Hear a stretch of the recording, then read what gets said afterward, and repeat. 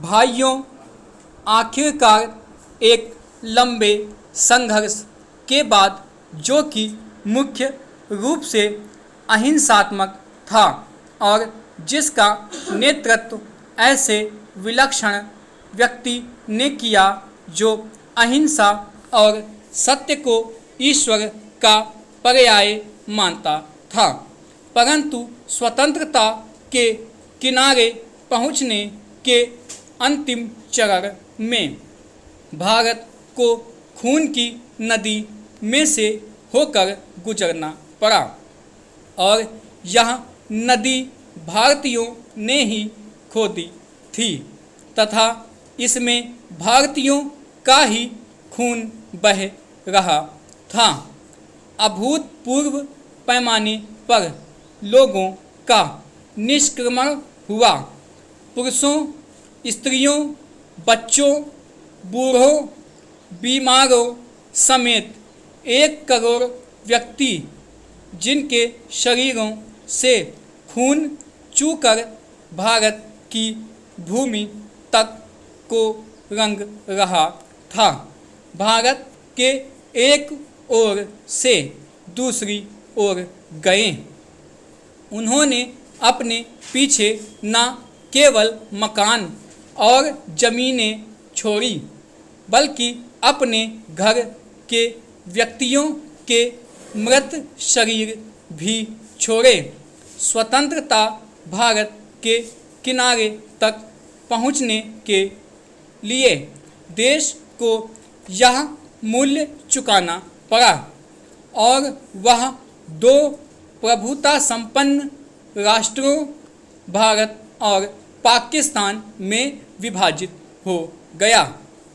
यह 15 अगस्त 1947 की बात है। कांग्रेस ने, जो वास्तविक रूप से 1885 से भारत की राष्ट्रीयवादी थी, हमेशा भारत की एक राजनीतिक इकाई के रूप में संकल्पना की थी। कांग्रेस को अंत में भारत का विभाजन स्वीकार करना पड़ा। वैसे तो यह स्वीकृति सहमति से दी गई थी, परंतु वास्तविक रूप में देखा जाए तो यह ब्रिटिश शासकों द्वारा पिछले कई दशकों से उत्पन्न की गई परिस्थितियों के दबाव के कारण था। फूट डालो और राज करो की नीति पहल अलीगढ़ मुस्लिम कॉलेज की स्थापना के साथ शुरू की गई। एक दूसरे के बाद आने वाले 3 ब्रिटिश प्रिंसिपलों ने पृथकता का विचार मुस्लिम नेताओं और छात्रों के मन पर बैठाया। सर सैयद अहमद को विभाजनमूलक विचारों को फैलाने के लिए उनसे हर प्रकार की मदद मिली। हम यह नहीं कहेंगे कि इसमें हिंदुओं का कोई दोष नहीं था, जो मुसलमानों से सामाजिक स्तर पर अलगाव बनाए रखते थे और आर्थिक दृष्टि से उनका शोषण करते थे। अलीगढ़ कॉलेज के अधिकारियों को अपने उद्देश्यों की पूर्ति के लिए उपजाऊ भूमि मिली। यह सब कुछ पिछली शताब्दी के अंतिम वर्षों में हुआ। इन्होंने सोच समझकर राष्ट्रीय मुसलमानों की उपेक्षा करने की नीति अपनाई। 1947 में कांग्रेस के पास विभाजन स्वीकार करने के सिवा कोई विकल्प नहीं था। विशेषकर गंभीर सांप्रदायिक झगड़ों के कारण, जो कि गृह युद्ध का रूप धारण कर रहे थे। जिन्ना ने यह सुझाव भी दिया कि सांप्रदायिकता के आधार पर आबादी की अदला बदली की जाए। शायद वह बेहतर समाधान होता, क्योंकि इससे शायद वे क्रूर कृत्य न होते जो बहुत लंबे काल तक पड़ोस में रहने वालों के साथ उनके पड़ोसियों ने किए। विभाजन को स्वीकार करते हुए कांग्रेस ने 15 जून 1947 को दिल्ली में एक प्रस्ताव पास किया, जिसमें अंतिम बार भारत की मूलभूत एकता का आग्रह किया गया था। इसमें कहा गया था, पिछली 2 पीढ़ियों के श्रम और बलिदान की नहीं, बल्कि भारत का विस्तृत इतिहास और परंपरा भी इस मूलभूत एकता की साक्षी है। भाइयों, भूगोल, पर्वत और समुद्र ने भारत के स्वरूप का निर्माण किया है। कोई मानव संस्था इसके आकार को बदल नहीं सकती और ना ही उसके अंतिम लक्ष्य में बाधक बन सकती है। आर्थिक परिस्थितियों और अंतर्राष्ट्रीय मामलों को लगातार मांगों के कारण भारत की एकता और भी आवश्यक हो गई है। भारत के जिस चित्र को हमने अपने दिलों में संजोया है, वह सदा हमारे दिलों और दिमागों में रहेगा।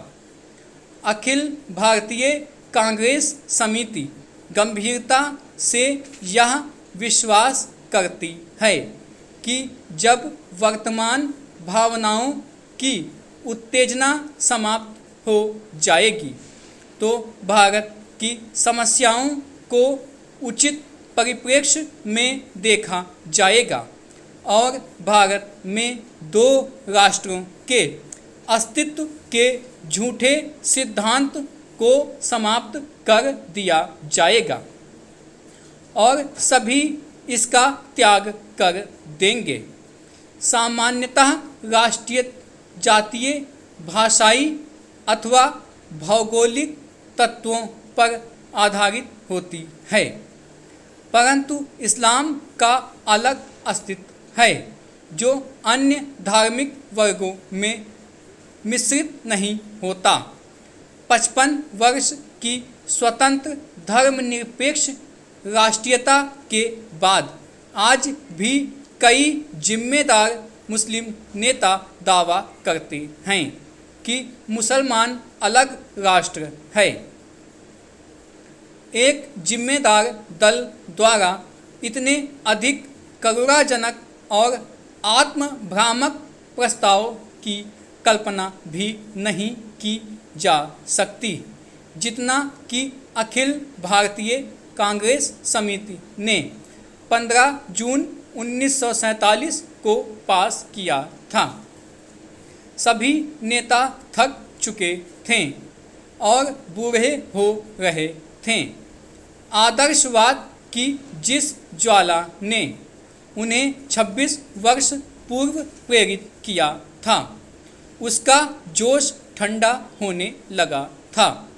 कांग्रेस का विकास सदा ही बदलते नेतृत्व के माध्यम से हुआ था, परंतु पिछले 25 वर्षों में वही नेता कांग्रेस की सत्ता संभाले हुए थे।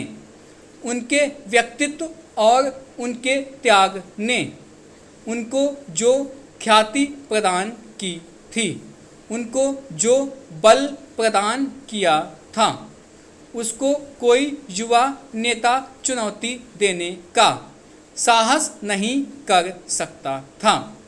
विभाजन के विरोध में केवल एक ही स्वर था और वह था गांधी जी का, परंतु वे भी बहुत बूढ़े हो गए थे और उनका स्वास्थ्य भी ठीक नहीं था। उन्होंने अखिल भारतीय कांग्रेस समिति से प्रस्ताव स्वीकार करने के लिए कहा। यदि वे नई कार्यकारिणी समिति और नई अंतरिम सरकार के लिए नए नेता नहीं चुन सकते। प्रस्ताव को पहले कार्य समिति ने पास किया।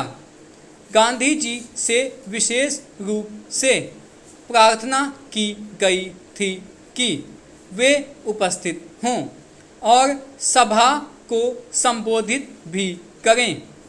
लेखक अखिल भारतीय कांग्रेस समिति की बैठक में उपस्थित था। गांधी जी का भाषण स्पष्ट रूप से उनके दुख का द्योतक था। उन्होंने कहा कि उनके विचार सर्वविदित हैं, फिर भी उन्होंने अखिल भारतीय कांग्रेस समिति को प्रस्ताव पास करने की सलाह दी। उन्होंने कहा कि अखिल भारतीय कांग्रेस समिति को इसे रद्द करने का अधिकार है, परंतु किसी ने इसका उत्तर नहीं दिया। उस समय ब्रिटेन भारत से चले जाने के लिए और अपनी साम्राज्यवादी धाक छोड़ने के लिए बहुत उत्सुक था। अब यह बोझ उनके लिए बहुत भारी हो गया था। एशिया के राजनीतिक पुनरुत्थान की उठती हुई लहर को नियंत्रित करना था।